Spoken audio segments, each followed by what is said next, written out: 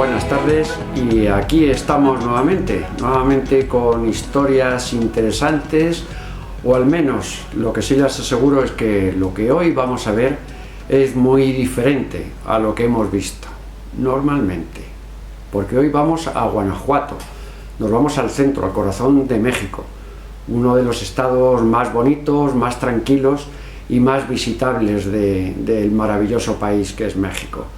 Pero Guanajuato tiene mucho por esconder, mucho por enseñar. Ahora mismo, pues bueno, a pesar de su tranquilidad, está siendo el lugar donde pueden huir también los bandidos. Van a esconderse porque hay sitios de superlujo, grandes hoteles, grandes masías que pueden estar tranquilos sin que nadie los vaya a buscar. Luego la ciudad de Guanajuato, la capital, además tiene la gran ventaja. La ventaja es que solamente hay una entrada y una salida. Si van a entrar por ahí, tienen que entrar por donde ellos lo saben, que les pueden aparecer. Luego está toda llena de túneles, como es una región minera, las carreteras, todo circula por debajo de la ciudad con túneles hechos por mineros. Esos túneles conocidos, luego hay montones de túneles desconocidos. Ya sabemos que nuestros amigos los bandidos manejan muy bien las tuneladoras. Y muchos de estos mineros han trabajado en otras explotaciones y otro tipo de trabajos no tan dignos como este. Porque aparte de las minas, Guanajuato tiene muchas cosas, como les digo, y una de ellas es de la que tanto se ha hablado y tanto comenta la gente sobre las verdades y las mentiras, de las figuras de Acámbaro. Las famosas figuras de Acámbaro, que hay más de 32.000 figuras, que imitan saurios, imitan montones, bueno, imitan, por decir que no podemos darle una explicación. Lo que realmente representan esas figuras son animales que no tienen ninguna razón de ser y que no sabemos de dónde vienen o por qué. La cultura entonces, la cultura de aquella zona, la Chupicuari, pudo haberlo hecho, pudo construir o pudo hacer miles y miles de figuras. Hasta que llegó un tipo, en el año 45, un alemán, Waldemar Hunsloth. Waldemar lo que hizo fue excavar en el Cerro del Toro, cerca de la ciudad, y allí lo que buscaban era directamente ruinas arqueológicas, porque la cultura Chupicuari era una cultura con muchísimo movimiento y estaba buscando algo de esa cultura. Lo que empezaron a encontrar fueron cientos de figuras, cientos de pequeñas vasijas de barro, de cosas que eran como orbs, objetos fuera de lugar, algo que no encajaba el que se hubieran hecho teóricamente en esa cultura indígena. Estamos hablando hace unos 800 años aproximadamente, no encajaba que hubieran hecho esas figuras. Hoy en día tienen un museo, están en un museo en Acámbaro, pero claro, en Acámbaro hay un museo al que no va prácticamente nadie, en el que la gente, todo lo que allí hay lo consideran falso. Pero hablamos de más de 30.000 figuras que se han encontrado. Tienes los sótanos llenos de cajas de figuras que todavía no se han desembalado, ¿no? Solo hay unas pocas arriba, las expuestas, ¿no? Tuve la gran suerte de poder conocerlo todo, poder ver lo que había y sacar una conclusión de qué era aquello. Porque claro, esto fue en el año 45-46, empezaron a aparecer las primeras figuras cuando Waldemar las encuentra y las manda a catalogar ya en los años 60, sobre el año 69, en lo que había, que era la termoluminiscencia, que es lo más novedoso que estaba todavía sin experimentar para datar la antigüedad de los objetos. Bueno, eso se podía hacer en una universidad americana y todo era pues muy complicado, ¿no? Él lo consiguió y aquellas primeras pruebas pues vinieron diciendo que esas figuras tenían 2.500 años. 2.500 años, ¿qué explicación le encontramos a que ya existiese esas figuras hace 2.500 años, representando grandes saurios, representando animales que son inexplicables totalmente? La ciencia le estaba dando la razón.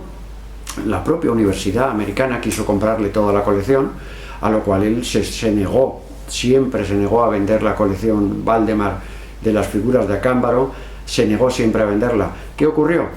A los 2 años las universidades americanas todas se juntaron para decir que esas figuras eran todas falsas, que lo que se había dado en los primeros datos, las primeras valoraciones, había sido un gran error. Un gran error. Ya estamos en la misma jugada que ocurrió, que nos suena en Ica, con las famosas piedras de Ica. cuando se dijo que un tal Basilio Uchuya era el que hacía las piedras por encargo del doctor Cabrera, donde se representaban otras humanidades y otras civilizaciones, ¿no?, que hubo antes a la nuestra. Aquí ocurrió lo mismo. La universidad, los federales, la Policía Federal, se ocupó de encontrar a la persona que decía que sí, que él las fabricaba en barro y que le pagaban un peso por figura. Eso es fácil siempre, siempre es lo mismo en cuanto hay algo que se nos sale de los raciocinios más o menos entendibles de la ciencia, ¿no? Pues así fue, y así fue como le quitaron todo el valor a las famosas figuras de Cámbaro. Un valor que siguen teniendo, y al menos ahora cuando las vemos, pues nos siguen haciendo dudar, y sobre todo cuando tenemos esas seguridades, ¿no?, de que existieron otras humanidades y no todo está tan claro como nos dice la historia o la ciencia. Porque ya vemos que cuando la ciencia le interesa, pues desmiente lo que ellos han dicho antes sin ningún problema, ni cortapisa ni vaya a dar. Da lo mismo, simplemente es a su propio beneficio y a demostrar que ellos son los que tienen la razón.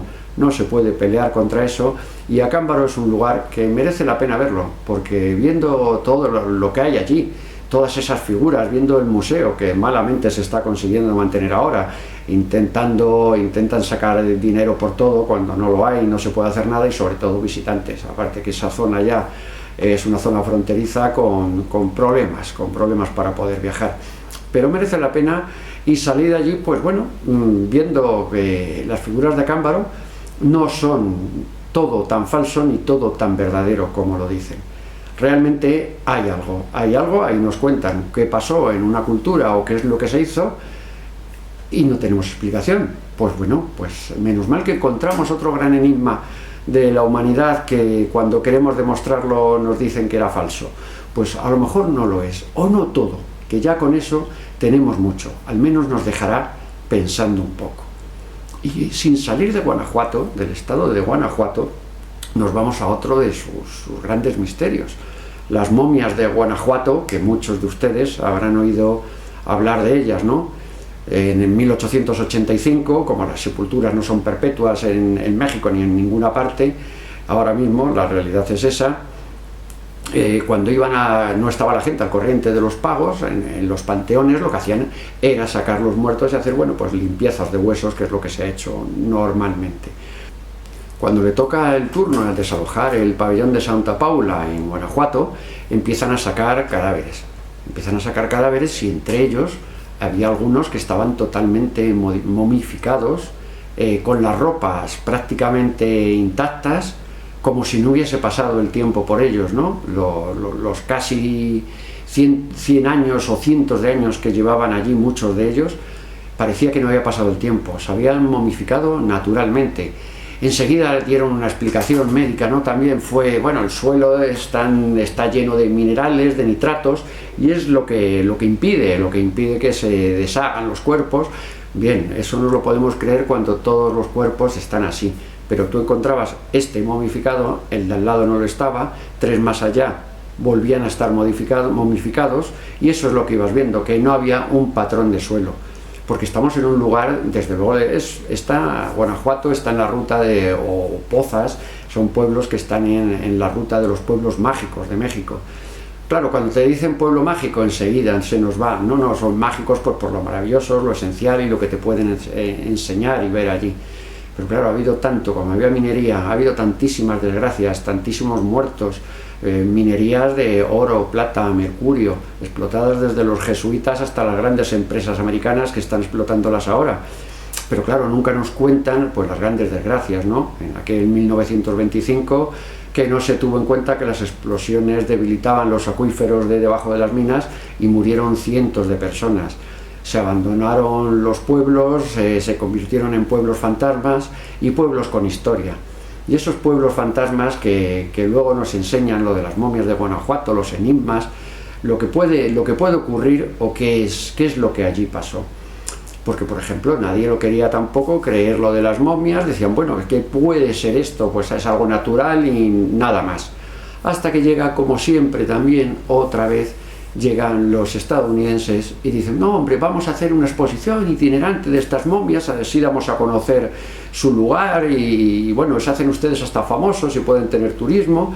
bueno, dejaron una serie de momias, se las llevaron, estuvieron de tournée por Estados Unidos enseñando las momias de Guanajuato, que como están viendo son impresionantes, muchas veces terroríficas, y las momias no volvían. Les costó casi 10 años conseguir que les devolvieran esas momias. Entre esas momias hay una, de verdad que es indescriptible, le llaman la bruja. La bruja, hoy la tienen ya en plan parafernalia, ¿no? Metida en una cámara de cristal, con unas cadenas, con rejas, porque dicen que, bueno, está pues imposible explicar cómo tiene un estado de conservación tan bueno. Dicen que es una bruja que se dedicaba a leer el futuro y que de los cercanos panteones es de donde sacaba a los muertos para hacer sus conjuros. Todo esto muy bonito, lo de la cadena, lo de la pinta que tiene esta señora, que de verdad es espeluznante como están viendo. Pero lo mejor de todo es cuando te cuentan, cuando llega al aeropuerto de México, cuando vuelven las momias de Estados Unidos, una tormenta que cuando estaban descargándolas, las momias, hubo que cerrar el aeropuerto de los rayos, que se midieron que habían caído más que en 50 años habían caído los rayos sobre el aeropuerto. Se llevaron las momias, llegaron a Guanajuato, se montó un museo, hay un museo antiguo y luego el museo moderno, que realmente está muy bien y muy conseguido, ¿no? Porque saben que es una atracción turística. Pero esta momia de la bruja la pusieron en una urna normal, y aquella noche, antes de inaugurar el nuevo museo, los dos vigilantes, tuve la oportunidad de hablar con uno, empezaron a escuchar unos ruidos muy extraños. Escuchan unos ruidos muy extraños en la sala, se acercan a la bruja, que es de donde venían los ruidos, y ven que el cristal, la urna donde estaba la bruja depositada, el cristal estaba lleno de arañazos por dentro. Los dos hombres salieron corriendo de allí, los dos vigilantes, y jamás volvieron al museo. Como les digo, yo tuve la oportunidad de hablar con uno, y cuando me lo explicaba no quería hablar, por supuesto, no quería ni nombrar lo que pasó en aquella mágica, trágica noche, ¿no? No quería ni comentarlo, pero al final me terminó admitiendo que sí, que ahora le han puesto cadenas, que lo han cerrado porque les ha venido muy bien. Dice, pero volver allí, usted no sabe lo que fue el que se me saliera el corazón por la boca. Lo que yo sentí, si hay un miedo máximo y un miedo real, yo lo sentí. Y lo sé porque esos miedos no los puedes olvidar nunca. Cuando tú sientes el miedo de verdad, el miedo de que todo se acabó y sobre todo que no puedes defenderte de lo que viene, es lo peor que te puede ocurrir. Por eso, y después de ver las momias y después de ver lo de las figuras de Acámbaro y ver todo lo que podemos encontrar y todo lo que podemos sacar de esta vida, solamente podemos llegar a una conclusión: que no perdamos el tiempo, porque el tiempo que mayormente perdemos es el tiempo que perdemos aprendiendo a vivir, y eso ya no nos lo podemos permitir. Vivamos, y eso es lo que nos vamos a llevar, señores, es lo que tenemos que aprovechar, la vida, que aunque sea para el infinito, solamente tenemos una vida. Muchas gracias.